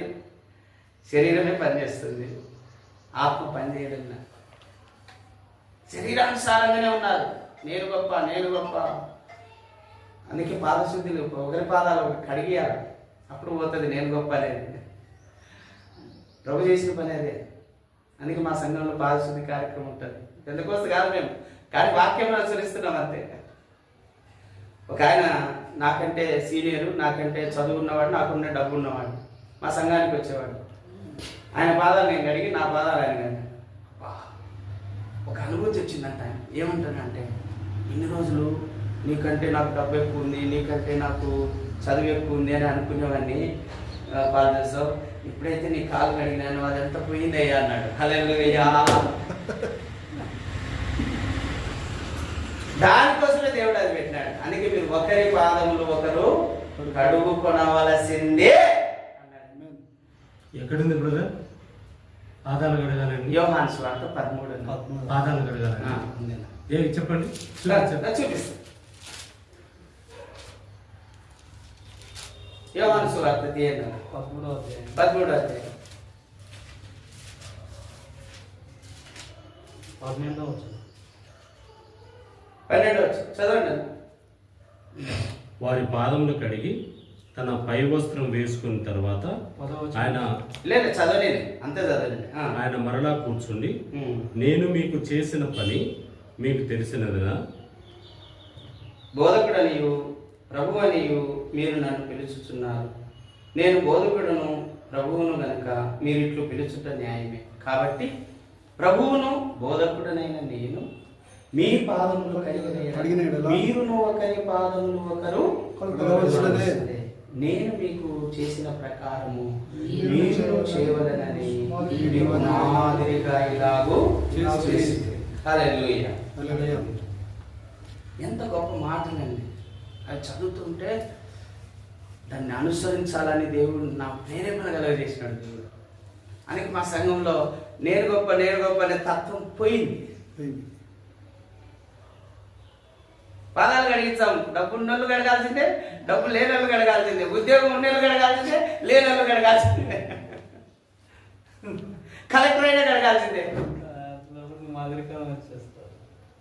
సమాధానం అసలు ఎంత హ్యాపీనెస్ వస్తుందంటే ఆత్మలో తేలాడతాం.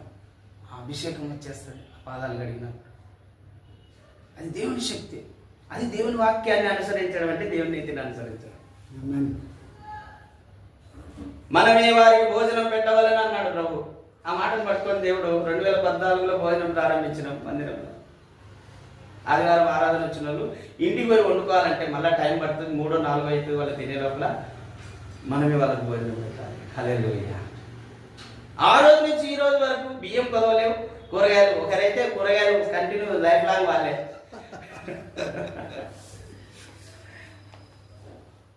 దేవుని వాక్యాన్ని అనుసరించడమే నీతి. మనం ఏదైతే చదువుతున్నామో, ఏదైతే వింటున్నామో దాన్ని అనుసరించడమే నీతి.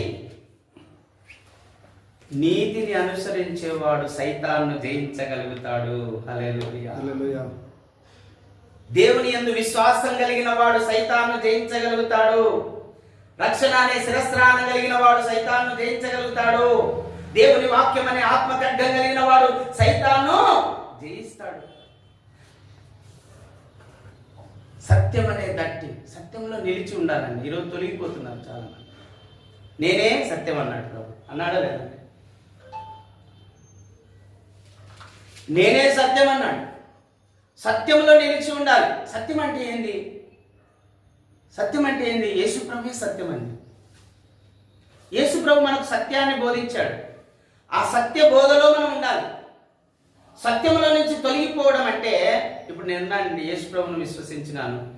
యేసు ప్రభు సత్యమని, జీవమని, మార్గమని, ఆయనే వెలుగని, ఆయనే మెస్సియా అని, ఆయనే లోకరక్షకుడని, ఆయనే అభిషిక్తుడని, ఆయనే సర్వాధికారి అని, ఆయనే దేవుడని, ఆయనే నిత్య జీవం ఇచ్చే దేవుడని తెలుసుకొని నమ్మినాను.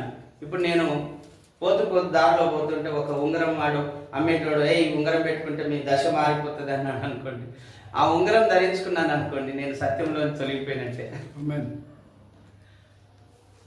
అంటే ప్రభువులో నిలిచి ఉండాలి, ప్రభువులో స్థిరంగా ఉండాలి. ఇంకొక దాంట్లోకి వెళ్ళకూడదు. మనం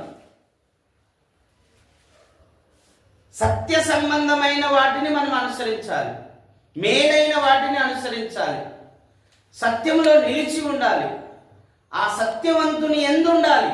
ఆ సత్యమే మనకు బలం అండి. ప్రభు అంటాడు, సత్యము మిమ్మల్ని స్వతంత్రులుగా చేయును. మనం ఈరోజు స్వతంత్రులుగా ఉన్నామంటే ఆ సత్యమే తెలుసుకున్నాం. యేసుక్రీస్తు నిజమైన దేవుడు అనే ఒక సత్యాన్ని మనం తెలుసుకున్నాం. ఇంకా యేసుక్రీస్తును కాకుండా మరియ దేవుడని కానీ, లేకపోతే ఇంకొకటి దేవుడని కానీ, శిలువ దేవుడని కానీ, లేకపోతే గుళ్ళో ఉండే ఆ విగ్రహం దేవుడని కానీ ఏది నమ్మకూడదని సత్యంలో నిలిచి ఉండాలి. ఆ సత్యమే మనకు బలం. ఆ సత్యవంతుడైన క్రీస్తే మనకు బలం. ఆయన చెప్పిన బోధనే మనకు బలం. ఆయన వాక్యం మనకు బలం. ఆయనతో మనం స్థిరంగా ఉండాలి. ఇక సమాధానం అనే ప్రభు చెప్తాడు కదా, మీరు దేవునితో సమాధానంగా ఉండాలి, మనుషులతో సమాధానం. యేసుక్రీస్తు ప్రభు వారు కూడా దేవుని దయందును మనుషుల దయందును కూడా వర్తించుండాలి. ముందు దేవునితో సమాధానం ఉండాలి. నేను ఒక క్వశ్చన్ వేస్తాను మీకు. ఇప్పుడు దేవునితో మీకు సమాధానం ఉందా? దేవునితో మీరు మాట్లాడుతున్నారా? మీతో దేవుడు మాట్లాడుతున్నాడా? అదే కదండి సమాధానం. యెషయా గ్రంథం 1:18 కూడా ఏంటంటే, ఇదిగో మీకు వైరం ఉంది నీకు నాకు అన్నాడు. ఏంటి ఆ వైరం? పాపం. ఈ పాపం అనే వైరం ఏమన్నా మధ్యలో ఉందా? ప్రతి ఒక్కరూ చూసుకోవాల్సిన బాధ్యత అండి. అంటే యెషయా గ్రంథం 59:2 కూడా మీ పాపంలో నాకు అడ్డుగా ఆ అడ్డం ఏమైనా ఉందా? ఎఫెసీయులకు రాసిన పత్రిక 2వ అధ్యాయంలో అడ్డు గోడ అనింది. ఆ అడ్డు గోడ ఏమైనా ఉందా దేవునికి మీకు మధ్యన? ఏది ఉండకూడదండి. ఇప్పుడు బైబిల్ ఏం రాబడిందంటే, ఎవరితోనైనా నువ్వు గొడవ పడితే పొద్దు గుంకే లోపల నువ్వు సమాధానం నువ్వు బలి అర్పించాలి అనుకున్నప్పుడు ముందు వెళ్ళి నువ్వు వ్యక్తితో సమాధాన పడిచ్చి బలి అర్పించమన్నాడు. అంటే దేవునితో సమాధానంగా ఉండాలి, మనుషులతో కూడా. ఈ సమాధాన సంబంధమైన జోళ్ళు ఉంటేనే ముందుకు సాగగలమండి. సైనికునికి షూస్ లేకపోతే మంచులో నడవగలడా? సైనికునికి షూస్ లేకపోతే ముళ్ళ కంపల్లో నడవగలడా? సైనికునికి షూస్ లేకపోతే రాతి నేలలో నడవగలడా? షూస్ అంటే ఎంత విలువైన చూడండి, దేవుడు ఎంత ఆత్మీయంగా మనకు నేర్పిస్తున్నాడు. షూస్ ఇంపార్టెంట్, చెప్పులు ఇంపార్టెంట్. ఏంటి ఆ చెప్పులు అంటే దేవునితో సమాధానంగా ఉండడం, మనుషులతో సమాధానం. అందుకే ఇందాక నేను చెప్పింది అన్న ఏమన్నా ఎవరిని ఏమనికి లేదు, దేవుడే వాళ్ళకి నేర్పుతాడు. నేను కూడా ఒకప్పుడు అట్లాంటి స్థితిలో ఉన్న వాళ్ళని దేవుడే వాళ్ళకి నేర్పుతాడు. ఎవరిని ఏమనడు, అందరితో సమాధానంగా ఉండాలి, అందరితో మంచిగా ఉండాలి, చెడ్డవాడిని కూడా మంచిగా మార్చే ప్రయత్నం చేయాలంటే. కాబట్టి ఈ సమాధానం అనే జోళ్ళు నీకు ఉన్నాయా లేదో చూసుకోవాలి. అప్పుడే ఈ ఆత్మీయ యాత్రలో నువ్వు ముందుకు సాగగలవు. దేవునితో సమాధానం లేకుండా ఏమన్నా ఒక్కటన్నా చేయగలమా మనం? ఏం చేయలేమండి. అందుకే యేసుప్రభు వచ్చి తన రక్తాన్ని చిందించి అడ్డుగోడను కూలదోసినాడు, చేవ్రాతను తుడిచేసినాడు. ఆయన రక్తంతో మనల్ని తెల్లగా మార్చాడు, తెల్ల దుస్తులు ధరించుకునేటువంటి పరిస్థితి తీసుకొచ్చినాడు దేవుడు. రంగురంగుల డ్రెస్సులు వేసుకునేటువంటి మనల్ని, తెల్లని వస్త్రాలు ధరించుకోవడం చాలా కష్టమని మీకు తెలుసు లేదో. వైట్ డ్రెస్ వేసుకోవాలంటే కూడా హృదయ శుద్ధి కావాలి, లేకపోతే వేసుకోరు. కలర్ డ్రెస్ మీదగా మోసపోతుంది. వైట్ డ్రెస్ వేసుకోవడం అనేది కూడా ఒక సమర్పణే. అందుకే సొలొమోను అంటాడు, తెల్లని వస్త్రములు ధరించి. మన హృదయాన్ని తెల్లగా ఉంచుకోవాలి, మన వస్త్రాలు కూడా తెల్లగా ఉంచుకోవాలి, ప్రశస్తంగా ఉంచుకోవాలి. కాబట్టి ఈ విషయాలన్నీ దేవుడు మన వినికిల్లో దీవించును గాక. చాలా ఎక్కువ సమయం తీసుకున్నట్టున్నా. ప్రార్థన చేసుకుందామన్నా, మీ అందరి కొరకు ప్రార్థన చేస్తాను. చిన్న ప్రార్థన. ఇంకా అంశం ఉంది, మనం ఈసారి మళ్ళా మనము ధ్యానం చేద్దాం. అందరం కూడా కళ్ళు మూసుకొని ఒకసారి ప్రార్థన చేయండి. మరి మంచి సైనికుని వలె నువ్వు ఉన్నావా? దేవునికి మంచి సాక్షిగా ఉన్నావా? నిన్ను నువ్వు బలవంతుని అనుకుంటున్నావా? దేవుని కృపచేత నువ్వు బలవంతుని అని అనుకుంటున్నావా? ఒకసారి పరీక్షించుకొని మీ హృదయాన్ని సరి చేసుకొని విన్న వాక్యాన్ని జ్ఞాపకం చేసుకొని ఒకసారి ప్రార్థన చేయండి అన్న. అక్క ప్రార్థన చేయండి. దేవుడు మనతో మాట్లాడి ఉన్నాడు. దేవుడు మనతో మాట్లాడి ఉన్నాడు.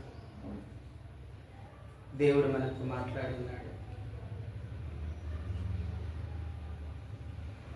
నీతిని అనుసరిస్తున్నావా? సత్యంలో నిలిచి ఉన్నావా? దేవునితో సమాధానంగా ఉన్నావా? వాక్యాన్ని కలిగి ఉన్నావా? వాక్యాన్ని నేర్చుకోవడానికి ఇష్టపడుతున్నావా? వాక్యాన్ని హృదయంలో నువ్వు కలిగి ఉన్నావా? పరిశుద్ధాత్మకు నీ హృదయంలో చోటు ఇచ్చావా? నమ్మి బాప్తిసం పొందావా? పాపక్షమాపణ నీకు ప్రభు ద్వారా దొరికిందా? ప్రభు ద్వారా నీకు నెమ్మది దొరికిందా? ప్రభు వాక్యం ద్వారా నీకు నెమ్మది దొరికిందా? దేవునితో నువ్వు సమాధానంగా ఉన్నావా? యేసు ప్రభు నామంలో ప్రార్థన చేస్తున్నావా? యేసు ప్రభు అని హృదయంలో విశ్వసించి నోటితో ఒప్పుకుంటున్నావా? ప్రభు నామమును బట్టి ప్రార్థన చేయుచున్నావా? ఆయనను నమ్మి బాప్తిసం పొందావా? మారు మనసు పొందావా? మారు మనసు పొంది దేవుని వైపు తిరిగి బాప్తిసం పొందావా? పరిశుద్ధాత్మకు నీ హృదయంలో చోటు ఇచ్చావా? ఒకసారి ఆలోచించి ప్రార్థన చేయండి. ప్రభుని అడుగుదాం మనమందరం కూడా. అవునైనా నీ వాక్యం మాకు కావాలి, నీ ఆత్మ మాకు కావాలి, నీ యందు విశ్వాసం మాకు కావాలి, నీతో సమాధానం మాకు కావాలి, నీ సత్యములో మేము నిలిచి ఉండాలి, మేము నీ నీతిని అనుసరించాలి, ప్రభా మమ్మల్ని మంచి సైనికుల వలె తీర్చిదిద్దినాయి. మంచి సైనికులు ట్రైనింగ్ చేసినట్లుగా మేము కూడా ట్రైనింగ్ చేయాలైనా నీ వాక్యం నేర్చుకోవడానికి. మంచి సైనికుడు శ్రమ పడినట్లుగా మేము కూడా శ్రమ పడాలి ప్రభా. మంచి సైనికుని వలె మేము శ్రమ పడాలి ప్రభా. మంచి సైనికుని వలె శ్రమ పడాలి ప్రభా. ఈ జీవన వ్యాపారాల్లో, లోక సంబంధమైన జీవన వ్యాపారాల్లో మేము చిక్కుకొనకూడదయ్యా. అపవాది యొక్క మాయలో, అపవాది యొక్క తంత్రములలో మేము పడిపోకూడదయ్యా.